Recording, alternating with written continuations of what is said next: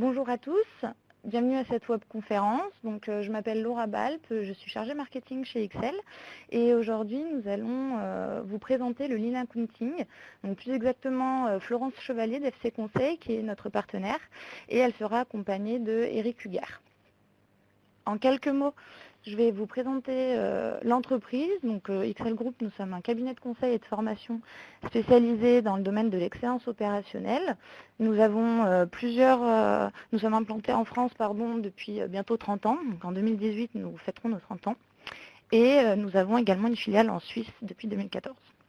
Voilà, je n'en dis pas plus, je passe la parole à Eric. Donc, je m'appelle Eric Huguer, je suis partenaire au sein du cabinet Excel Group et je suis accompagné ce matin par Florence Chevalier du cabinet FC Conseil.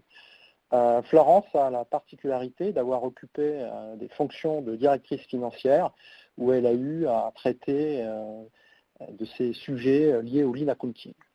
Ce qu'on vous propose ce matin, c'est de revisiter dans un premier temps assez rapidement les quelques fondamentaux du Lean, et de voir de façon très claire ce qu'on considère comme étant en quelque sorte les limites de la comptabilité traditionnelle, la valorisation des projets Lean.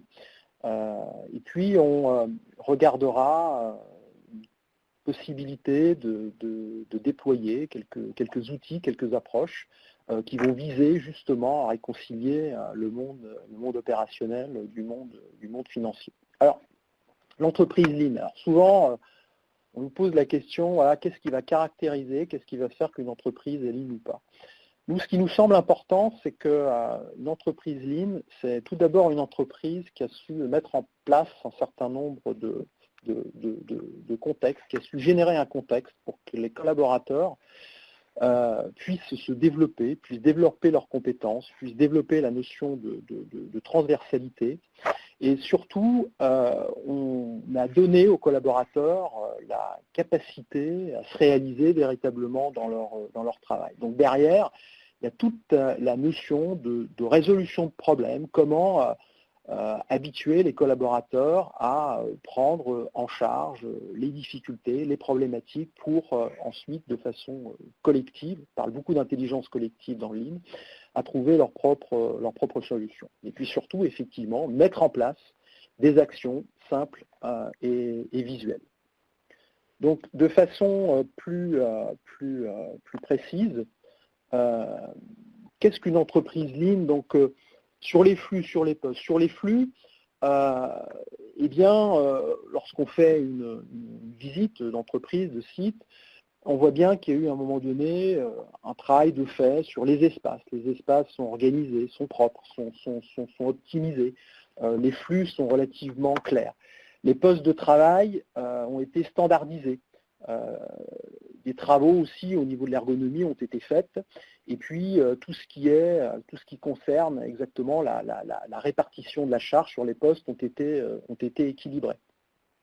Au niveau des équipes, et on commence là à faire le lien avec notre sujet de ce jour sur le Lean Accounting, c'est que les objectifs et les résultats sont partagés. Mais pour que les objectifs et que les résultats soient partagés, encore faut-il que les indicateurs donnent sens au niveau du terrain. Donnent sens au niveau du terrain et que ces indicateurs soient effectivement partagés entre les populations financières et les populations opérationnelles. Enfin, au niveau du management, c'est de s'inscrire dans une boucle de pilotage du management de la performance, pilotage qui est souvent fait de façon collective et visuelle.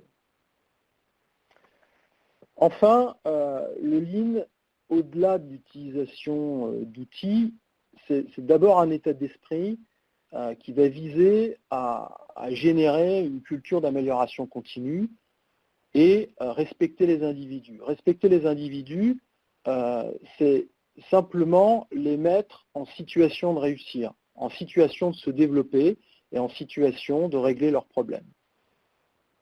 Alors, pour terminer sur cette introduction rapide des piliers ou des fondamentaux du Lean, les gains attendus d'une démarche Lean. Et c'est avant tout d'être en capacité de transformer véritablement l'entreprise, donc de transformer la culture, passer d'un mode de reporting à un mode proactif de pilotage. On en a parlé, c'est favoriser l'implication des collaborateurs et de leur permettre de développer leurs compétences. C'est aussi piloter au plus près du terrain, avec des indicateurs qui donnent sens et qui permettent de réconcilier les gains qui sont faits lors des chantiers et de les réconcilier avec des données comptables et financières. Donc, il est clair que les gains attendus d'une démarche Lean, c'est aussi de pouvoir très clairement s'améliorer sur un certain nombre d'aspects, qui peut être un meilleur pilotage des flux, une optimisation des stocks pour éviter d'aller impacter le besoin en fonds de roulement, de travailler sur la sécurité, de travailler sur le bien-être des collaborateurs, parce que tous ces sujets-là, quelque part, peuvent représenter un certain nombre de coûts masqués ou de coûts cachés.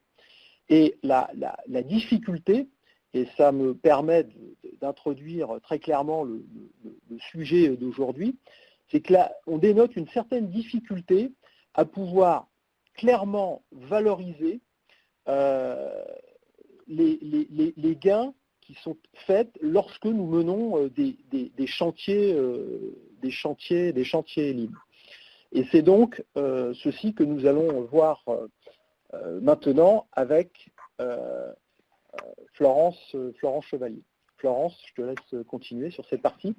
Merci. Bonjour à tous. En effet, par rapport à ce que vient de décrire Eric, en tant que contrôleur de gestion et financière, j'ai été confrontée à la problématique d'opérationnels qui avaient mis en place des démarches de lean management et qui ne retrouvaient pas de traduction financière dans les états financiers que nous-mêmes nous produisions. Alors pourquoi? Parce qu'on se rend compte que le contrôle de gestion dans cet environnement Lean a des limites et quelles sont-elles ces limites? Et je pense que vous avez tous été confrontés à ça. Dans sa partie et dans sa pratique la plus traditionnelle et la plus répandue dans les entreprises d'ailleurs, on se rend compte donc que le contrôle de gestion peut même être un obstacle à la culture du Lean, au déploiement du Lean, voire ne plus être adapté du tout dans cet environnement. Alors, qu'est-ce qui se passe?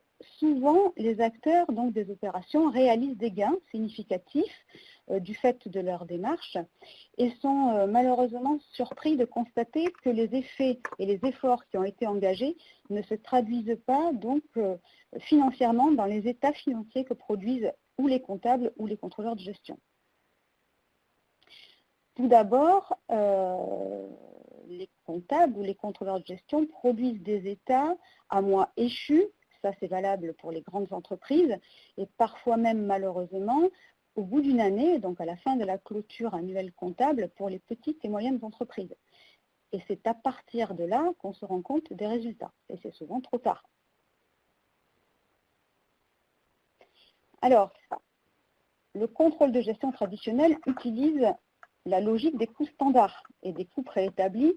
Je ne ferai pas de cours sur les coûts standards et les coûts préétablis. Je pense que vous connaissez bien le sujet pour être confronté vraisemblablement au contrôleur de gestion.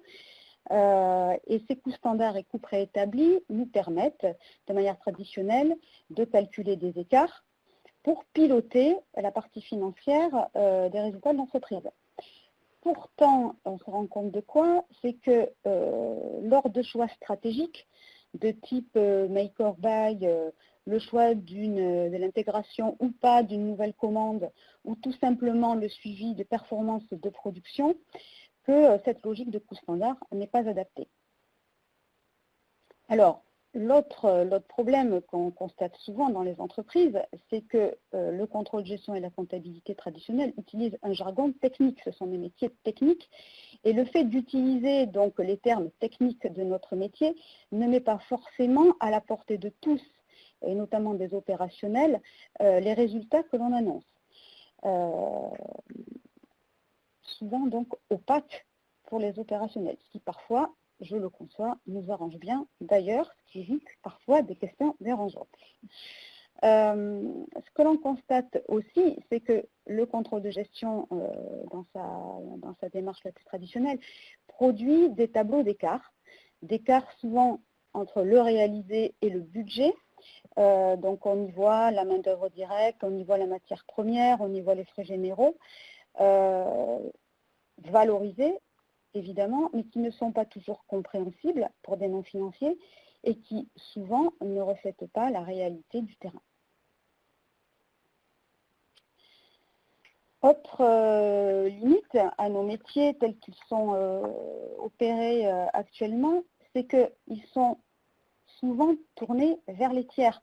Quand on dit les tiers, c'est-à-dire les actionnaires, souvent les maisons mères également, ou les experts comptables, ou les commissaires aux comptes. Donc on maintient une certaine démarche liée à la communication vers l'extérieur des résultats financiers, parce qu'on est dans des exigences réglementaires et très normées. Tout ça répond en partie donc à la demande, mais là où la limite du contrôle de gestion et de la comptabilité aujourd'hui est atteinte, c'est que l'on ne sait pas prendre en compte les gains et les économies qui sont réalisées par les opérationnels lors de la mise en place du Lean Management.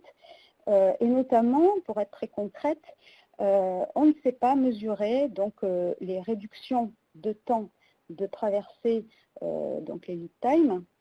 On ne sait pas mesurer l'amélioration du taux de service, de la qualité et des économies, par exemple, de surface qui ont été induites par la mise en place du Lean Management. Et encore moins, on ne sait mesurer le bien-être au poste et l'excellent travail donc, qui est lié à la résolution des problèmes. Alors, du fait de ces constats et des complications que l'on retrouve en contrôle de gestion dans l'entreprise quand on veut parler à des opérationnels, les praticiens du Lean avec les contrôleurs de gestion, ont adopté et ont réfléchi d'abord à une démarche qui donc va conduire l'entreprise à adopter une alternative à la gestion financière traditionnelle. Donc cette alternative est le Lean Accounting. Donc le Lean Accounting, d'abord, n'est destiné qu'aux entreprises qui ont déjà adopté une démarche de Lean Management, tout en sachant que le Lean Accounting donc, va intégrer des activités qui sont liées à la comptabilité et au contrôle de gestion. Vous allez peut-être trouver dans la littérature d'autres termes qui le désignent, de type Lean Management Accounting ou Lean Control ou encore Value Stream Accounting. Alors, je vous ai parlé des limites traditionnelles. Le Lean Accounting, il va viser à quoi? Il va viser tout d'abord, et c'est je vais dire un incontournable, à fournir des informations les plus précises, les plus opportunes, les plus compréhensibles pour motiver le déploiement du Lean Accounting dans toute l'organisation. Donc ça, c'est la première chose. Qu'est-ce qu'il va viser à faire également? Il va permettre de prendre des décisions.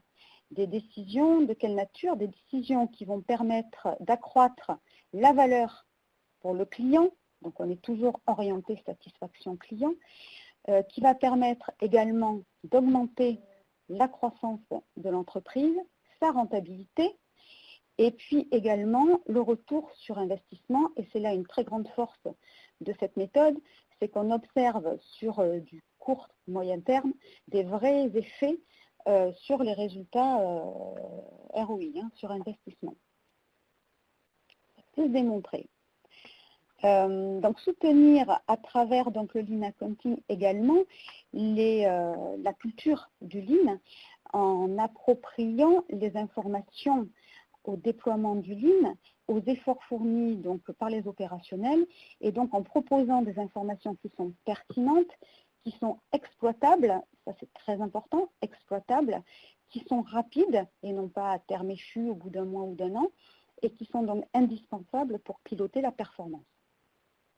Et puis enfin, l'idée avec le Lean Accounting, c'est de favoriser l'amélioration continue à chaque niveau de l'organisation et je vais dire même d'identifier et de permettre à ce que chaque opérationnel de l'entreprise puisse contribuer en se libérant du temps par ailleurs, de se libérer pour travailler sur des projets globaux qui généreront par la suite donc de l'amélioration et vraisemblablement du résultat.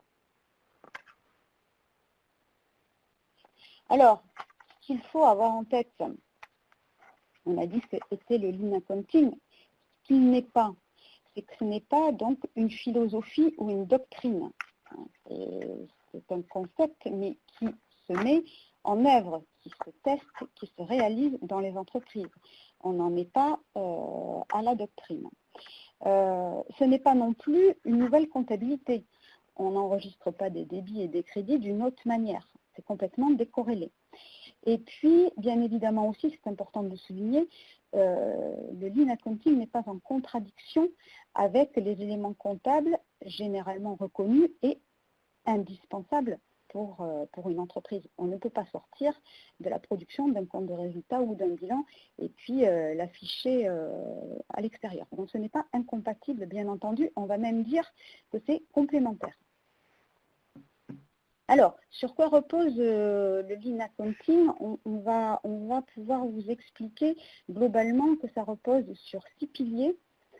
Tout d'abord, le déploiement stratégique, parce qu'on commence toujours par la stratégie, et vous allez voir à quel niveau ça s'articule. On va parler d'une notion assez nouvelle que l'on appelle la value stream costing. On va également parler des comptes de résultats qui sont opérationnellement exploitables, c'est-à-dire, on va le voir très simplifié et pour autant qui donnent toutes les informations nécessaires. On va également parler du repérage et de l'évaluation des pertes. Quand je dis pertes, on le verra également tout à l'heure, repérage et évaluation des non-valeurs ajoutées produites. On va également parler des indicateurs de performance et on va donc évoquer les box scores, qui sont vraiment un outil lié au lean accounting.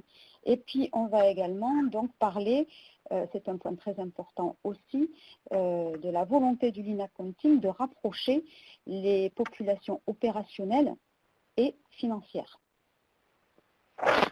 Bon, je vais reprendre la main pour détailler certains de ces outils ou de ces approches, mais en me permettant de, même si c'est le dernier point, sur la volonté de rapprocher les populations financières opérationnelles, de faire un commentaire sur ce sujet. Une chose est claire, c'est qu'en ligne, on parle beaucoup de transversalité, d'intelligence collective, et en fait, ce que l'on observe, c'est véritablement parfois des opérationnels qui ont une culture de la finance relativement faible.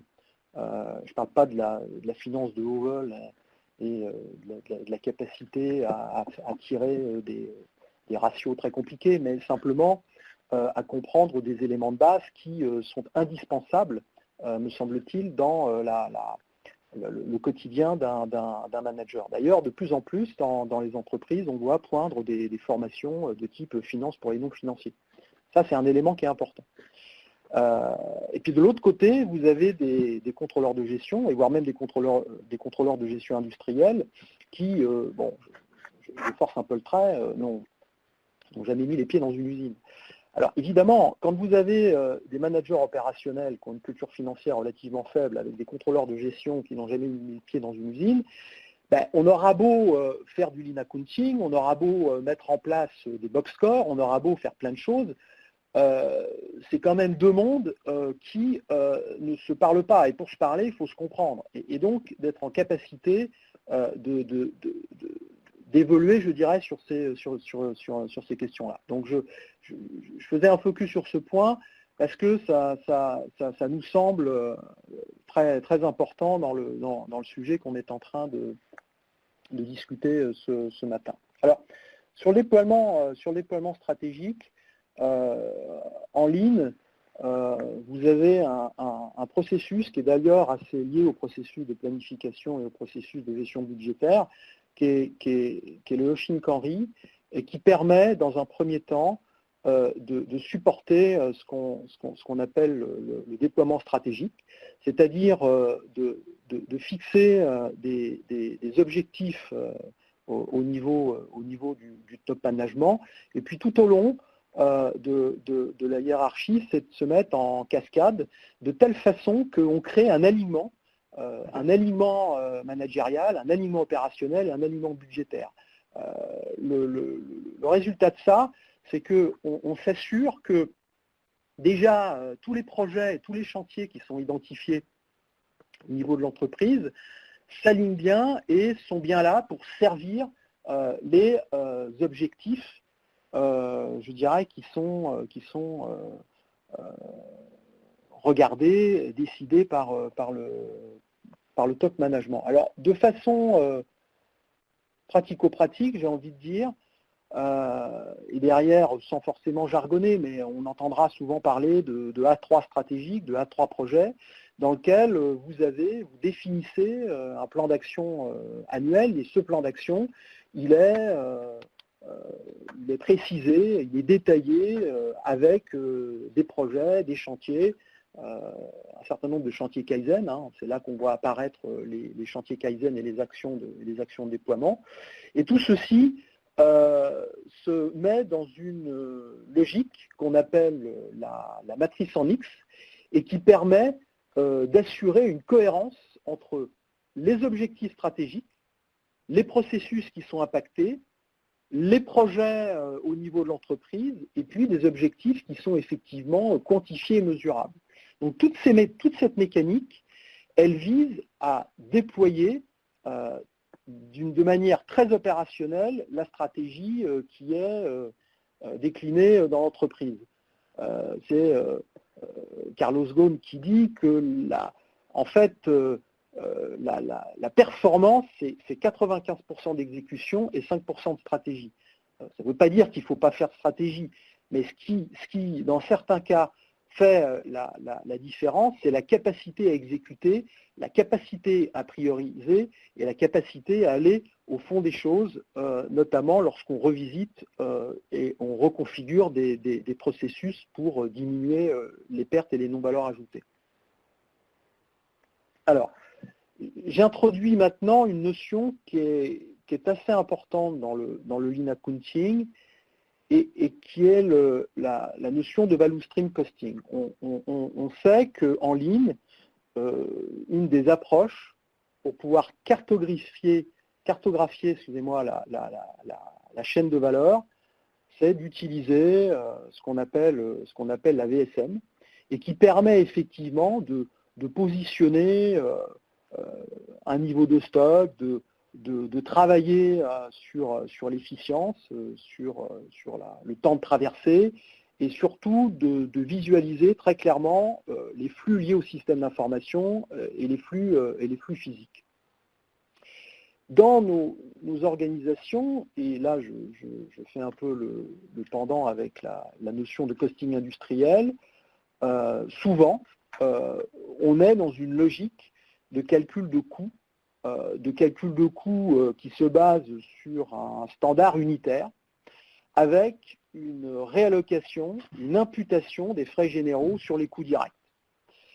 Alors, tout ceci, effectivement, pouvait s'entendre lorsque les clés de répartition, qui étaient souvent basées d'ailleurs sur la main-d'œuvre, étaient prépondérants, mais aujourd'hui, on peut se retrouver dans le cas où les coûts de production, la part main-d'œuvre directe peut être relativement faible, et on a toujours cette pièce mécanique qui vient allouer les coûts de structure sur la base de cette clé de répartition de main-d'œuvre directe, avec l'objectif de faire un calcul unitaire. L'idée de la value stream costing, c'est d'organiser la chaîne de valeur par grande famille, et de pouvoir procéder à du costing industriel, non plus sur le produit fini unitaire, mais plutôt sur la famille de produits, en réallouant, je dirais, le moins possible, en utilisant le moins possible de clés de répartition. Alors, il ne faut pas être naïf, vous aurez un service support dans lequel on aura toujours besoin de pouvoir imputer en fonction de clés de répartition. Mais l'idée derrière, c'est bien quand même de sortir du calcul du coût unitaire, de sortir du standard et de minimiser au mieux qu'on puisse faire les frais qui sont issus des frais de structure. Alors oui, et ça s'illustre concrètement par ce qu'on va appeler des comptes de résultats opérationnellement exploitables. Donc encore une fois, ce ne sont pas des comptes de résultats normalisés, réglementaires. Par contre, ce sont vraiment des comptes de résultats qui peuvent être utilisés au niveau opérationnel et c'est bien ce que l'on cherche. Alors, le nouveau compte du résultat cible, je vais dire, reprend donc la valorisation des value streams et doit adhérer au principe suivant. Donc, tout d'abord, être utilisable par des non-financiers. Donc, c'est vraiment la première chose, puisqu'on souhaite que le lean accounting serve aux opérationnels. La deuxième chose, c'est que l'on doit minimiser la complexité de sa présentation. Vous avez sur le côté de la slide une présentation type qu'on va peut-être détailler rapidement. Vous allez voir en fait 3 niveaux. Vous allez voir le niveau de la matière première, vous allez voir le niveau du coût de transformation. En gros, là, vous voyez cette ligne, vous pouvez en avoir moins, guère plus. Et puis le troisième niveau qui va représenter donc encore une dernière chose qui est le coût d'occupation notamment des machines et des surfaces. Voilà, donc ça va constituer le coût qui lui sera travaillé par les opérationnels en lien bien évidemment avec les financiers. Vous ne voyez pas là-dedans de frais généraux. Ils seront traités par les contrôleurs de gestion à part, je vais dire, mais en tout cas la vision que l'opérationnel aura de la value stream peut être représentée par ce type de compte de résultat. Donc on va y intégrer des coûts qui sont directement attribuables et qui donc ne sont pas des coûts alloués. Et puis pour autant, on est en conformité donc avec des principes comptables puisqu'on suit une trame de coûts qui peut être intégrée au niveau du compte de résultat, je vais dire global de l'entreprise.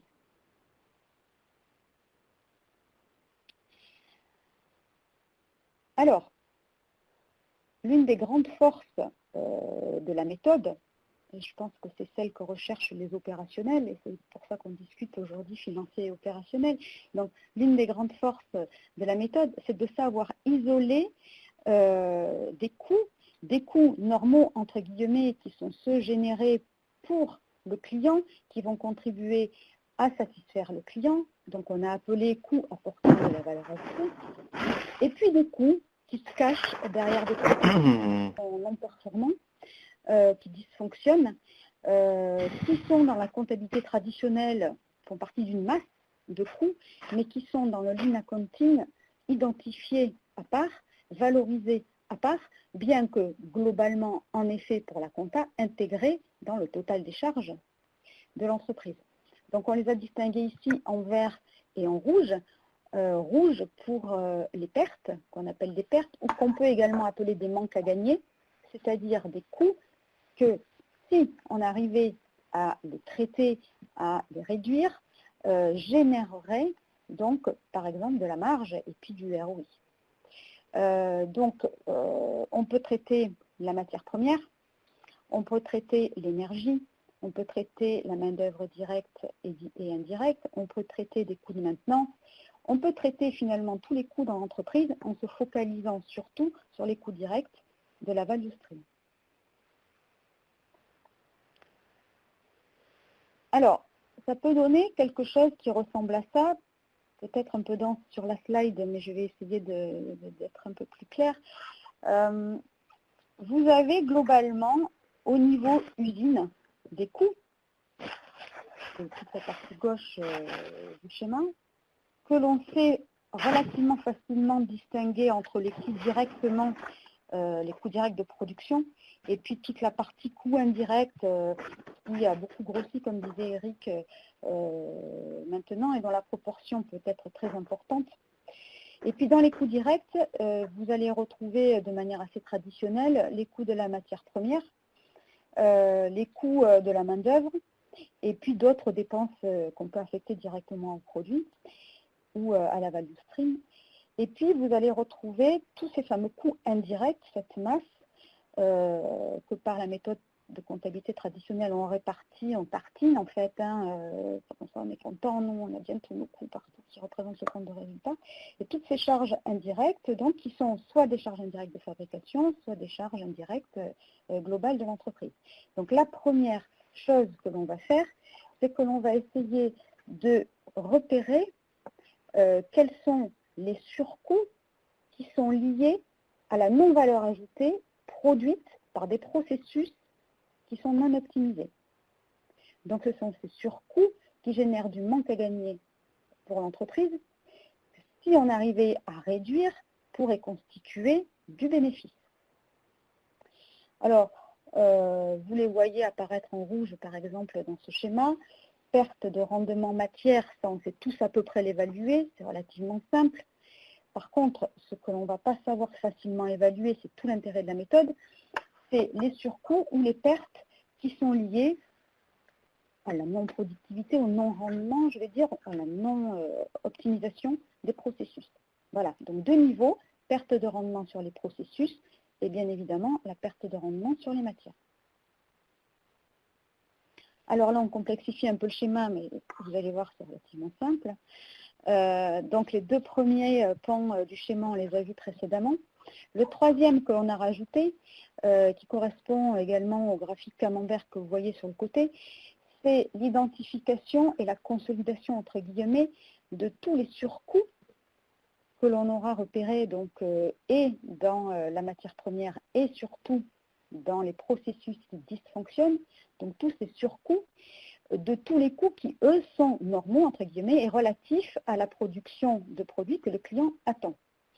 Quand on fait ce repérage, on s'aperçoit de quoi dans cet exemple? C'est que 46% des coûts correspondent à de la non-valeur ajoutée produite, et là-dedans on trouve des surcoûts liés donc à la matière première et des surcoûts liés au dysfonctionnement des processus, et 54%, pardon, heureusement, qui sont des coûts normaux liés à la production du produit qui satisfait le client. Voilà, donc tout l'intérêt de la méthode, c'est de faire cette cartographie de coûts normaux, entre guillemets, de coûts qui sont de la valeur ajoutée, de coûts qui génèrent de la non-valeur ajoutée ou qui correspondent à la non-valeur ajoutée générée par des processus défaillants ou à retravailler en tout cas. Donc, ce sujet est important parce que, on pense vraiment qu'on est, on est au cœur du sujet quand on traite ça. C'est donc à un moment donné, entre la vision traditionnelle, il y a un retraitement qui doit se mettre en œuvre, et ce retraitement ne peut se faire qu'avec un travail, je dirais, collectif entre opérationnel et financier. Et vous voyez bien que là, on sort bien de l'état mensuel que tout patron de site ou tout patron d'UP reçoit, c'est-à-dire mes fameux variances, mes fameux écarts, écarts sur MOD, les taux MOD, les temps MOD, les écarts sur prix d'achat, les écarts sur quantité, enfin c'est les 150 000 écarts qu'on reçoit tous les mois et qui souvent, il faut bien l'admettre, sont difficilement compréhensibles par les opérationnels. Et qu'est-ce qu'on en fait? En fait, on compte les morts, donc c'est un peu compliqué pour piloter. Là, l'objectif, c'est de faire ressortir, effectivement, par un retraitement, de faire ressortir eh bien, les coûts des pertes qui peuvent être masqués par une vision de la comptabilité traditionnelle.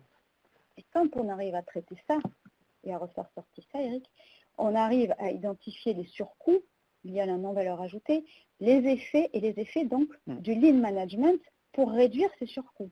Et le contrôle de gestion par le biais du lean accounting doit être en mesure de remontrer, après le déploiement des outils lean, que les surcoûts, les manques à gagner générés par la non-valeur ajoutée des processus ont été réduits, et donc que les coûts globaux et les coûts de revient du produit ont diminué. Alors, ça c'est un outil L'autre outil qui permet de réaliser cela sont représentés dans ce que l'on appelle les box scores. Donc les box scores, c'est important parce que les box scores, c'est la base de la communication des informations de gestion de chaque value stream pour les managers. C'est leur tableau de bord. Quel est le but des box scores? C'est de mesurer ce qui a été réalisé opérationnellement et financièrement dans la value stream en montrant des données aussi bien opérationnelles que financières. Mais l'idée forte du Lean Accounting, c'est que les données opérationnelles et financières, elles sont cohérentes. Elles ont un lien. Elles ne sont pas décorrélées. Elles se parlent entre elles.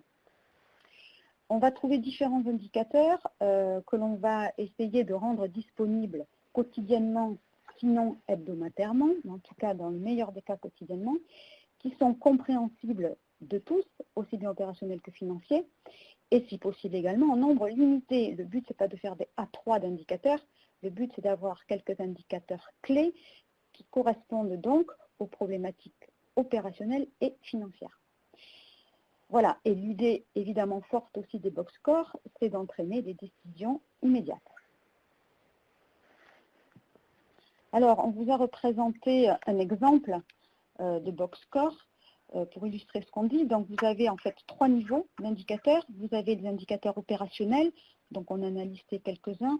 Les produits bons dès la première sortie en production, les non-conformités, enfin, tout ce qui est lié à la qualité de la production.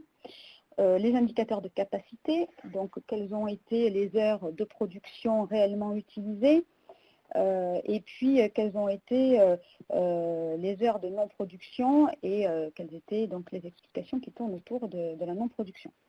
Et puis le dernier point, évidemment, c'est le point financier qui va reprendre, donc, de par ces 2 niveaux d'indicateurs, les valeurs, donc les valeurs de stock, les valeurs de matière, les valeurs de chiffre d'affaires, les valeurs de coûts directs qu'on a vu tout à l'heure et qui donc mettent en rapport les différents niveaux d'indicateurs. Je voudrais donner un exemple très précis sur la partie capacité. Dans certains cas, au niveau d'usine, on se dit, tiens, voilà, j'ai un peu de capacité, mais donc pour utiliser cette capacité, je pourrais rentrer une production, etc. Et là, vous pouvez avoir des contrôleurs de gestion qui font un calcul de coût avec des méthodologies très claires, hein, mais basées sur du coût complet. Donc c'est-à-dire qu'ils vont vous sortir un coût qui va être un coût atelier et multiplié par un coefficient, 2 coefficients, 3 coefficients. Et la résultante de ça, c'est que le contrôleur de gestion, il vous dit, ouais, mais non, c'est bien, mais ton prix, il est supérieur au prix du marché de ce qu'on pourra le vendre. Donc on va être négatif, donc on ne le prend pas. Ok, mais sauf que ma capacité, elle est là, mes opérateurs, ils sont là, mes machines, ils sont là. Donc, ce que je viens de décrire là, c'est une situation vécue et c'est une superbe machine à vider des usines. C'est-à-dire, en calculant avec une vision coût complet, on peut se retrouver dans une situation où j'ai de la capacité, j'ai des opérateurs, j'ai de la compétence, j'ai des machines, donc j'ai des coûts fixes. Je ne vais pas variabiliser ces coûts-là. Et donc, ce qui se passe, c'est que mon volume au niveau de mon usine, elle baisse, et mes coûts fixes sont toujours là, donc je réalloue sur un volume plus petit. Donc, je ne fais qu'augmenter le coût de revient unitaire de mes autres produits, etc., etc. Donc ça, c'est vraiment une situation vécue, et ça montre très clairement que, d'un point de vue du Lean, quand on a la compétence, quand on a la capacité, mais quelque part, parfois, le coût réel, c'est uniquement le coût de la matière première. Alors, évidemment, s'il faut faire un investissement ou d'une technologie, c'est différent. Mais quand on est à périmètre constant en termes de nombre d'opérateurs, d'équipements machines et de technologie, eh ben, en faisant cela, vous prenez de la capacité et mécaniquement, vous baissez vos coûts puisque vous réallouez les coûts fixes sur un volume plus important. Voilà un exemple très pratico-pratique, si je puis dire, de mauvaises décisions parce qu'on a utilisé des coûts dits complets. On est d'accord. Si on est d'accord, c'est bien là. Voilà, et cette partie-là, j'en ai parlé, c'est une partie qui nous semble fondamentale. C'est un peu un vie-ma-vie, c'est-à-dire voilà, que les opérationnels s'évangélisent un peu aux pratiques financières et que les financiers descendent un peu plus dans les ateliers, faire du Gemba Walk, regarder avec les opérationnels les axes d'amélioration, etc., etc. Oui, que ce soit véritablement un support pour valoriser tous les efforts produits par les opérationnels et non pas en confrontation les uns avec les autres.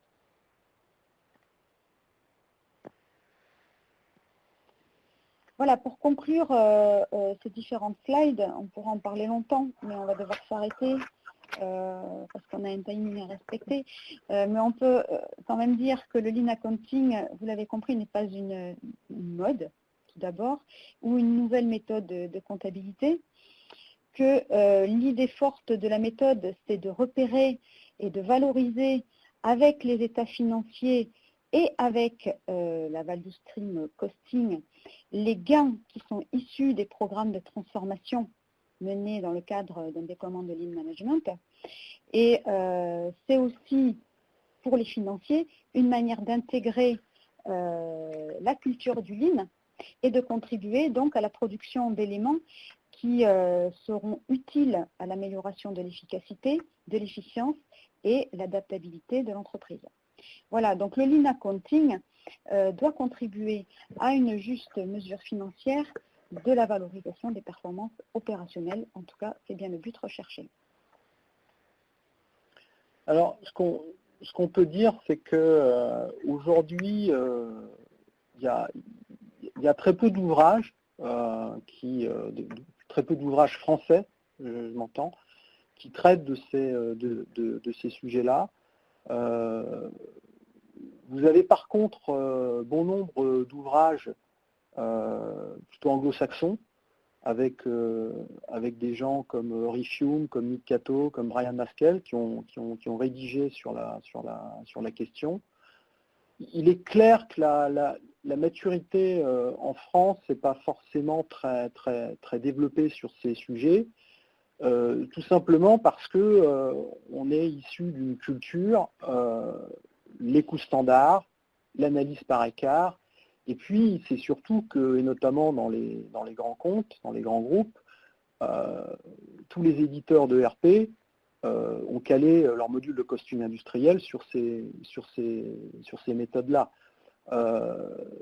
Donc ça peut être aussi, il faut être clair, un frein par rapport à ces sujets. Mais pour autant, nous on pense qu'il y a des axes d'amélioration entre le travail qui doit être effectué entre les populations opérationnelles et financières. En tout cas, on y croit. On a mené des chantiers à la matière et on espère vous avoir intéressé ce matin. Merci de votre attention et bien évidemment, on est là pour répondre à vos différentes questions. Merci. Merci. Merci à tous les deux. Donc, en effet, on va passer aux questions. Alors, j'ai une première question à laquelle je pense que vous vous attendez. Doit-on supprimer le contrôle de gestion traditionnel pour faire du Lean Accounting ? La philosophie, je vais dire, la plus puriste du Lean Accounting va vous expliquer que l'on n'a plus besoin de contrôle de gestion traditionnel. Ça, c'est la plus puriste et c'est vraiment dans un état d'avancement très poussé. Moi, j'aurais tendance à dire aujourd'hui, pour bien connaître le métier, que le contrôle de gestion traditionnel doit demeurer au moins vis-à-vis des tiers, et puis parce qu'il doit produire des éléments, comme je vous l'ai dit tout à l'heure, normalisés. Mais par contre, que d'intégrer dans la fonction, d'une manière ou d'une autre, du Lean Accounting tel qu'on vient de le décrire, ça me paraît indispensable. Donc, on n'est pas obligé de supprimer le contrôle de gestion traditionnel, ce n'est même pas vraiment souhaitable, mais en tout cas, si on veut arriver à faire ce qu'on vient de vous dire, d'y associer une fonction plutôt tournée Lean Accounting. Comment gérer la relation Master Black Belt ou Black Belt et contrôleur financier? N'y a-t-il pas un risque de chevauchement? Non, surtout si le contrôleur financier devient black belt. Non, franchement, c'est pas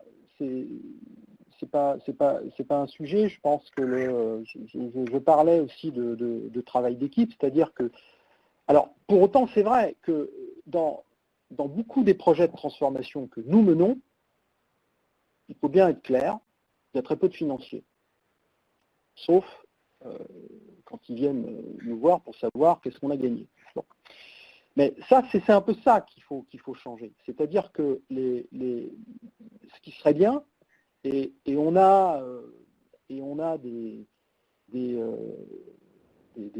projets en cours où c'est le cas, ça ne fait pas légion, mais c'est le cas, où le plus en amont possible, la finance et les directeurs financiers sont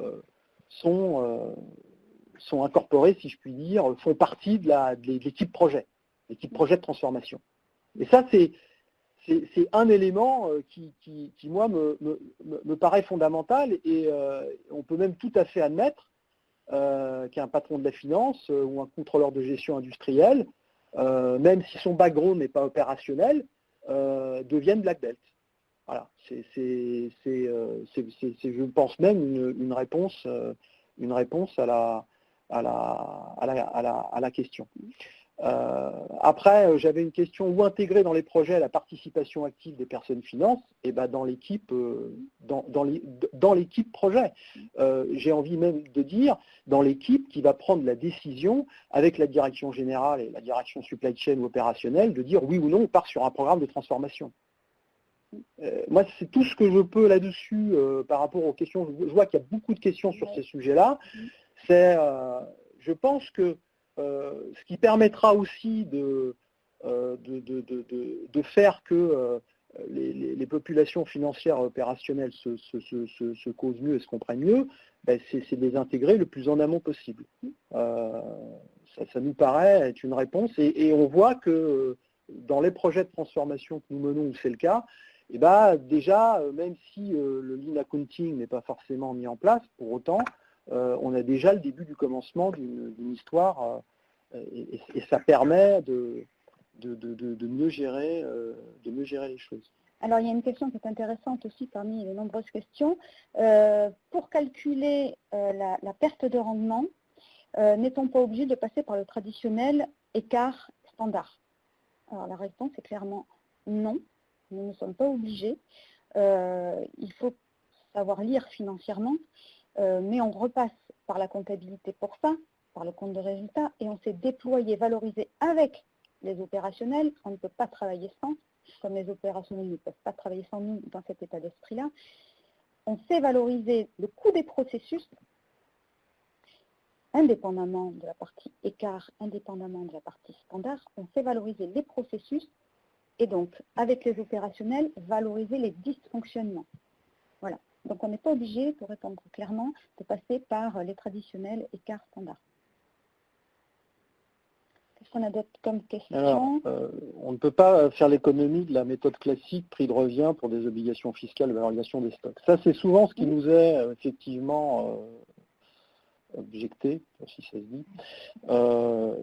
Oui, non, mais il faut bien calculer, effectivement un stock, mais c'est pas j'ai envie de dire, de toute façon, le but du jeu, quand on fait du lean accounting, c'est d'aider, c'est de favoriser au pilotage. Bien sûr qu'il faut utiliser les techniques traditionnelles pour pouvoir être en capacité de calculer un stock et de se faire certifier les comptes. Mais la difficulté qu'on voit de la finance traditionnelle, c'est que, j'ai envie de dire, je suis peut-être un peu violent quand je dis ça, mais si on compte les morts, c'est-à-dire que moi je ne fais rien d'un compte de résultat ou d'un bilan. Tout le problème est de dire comment est-ce que sur certaines parties de la finance, on oriente pour passer d'une action de pilotage proactif à une action de reporting. Et puis, je dirais, l'objectif aussi, quand on est dans une entreprise qui tend à rationaliser, c'est de baisser aussi son niveau de stock. et que quand vous baissez votre niveau de stock, la problématique des stocks, des inventaires, etc., devient moins prégnante, quoi. Mais bon, même si le zéro stock est une vision purement théorique. Mais en tout cas, entre avoir 6 mois de couverture et 2 semaines, ou 1 mois de couverture, on voit bien que on va avoir des, comment dirais-je, des impacts différents. Mais oui, c'est clair que il y a des obligations légales, on doit produire des bilans, des comptes de résultats, des annexes, ça ne changera pas. Enfin, ça ne changera pas. En tout cas, c'est pour ça qu'on disait que le lean accounting n'est pas une nouvelle norme, n'est pas une nouvelle doctrine, mais par contre, c'est une façon de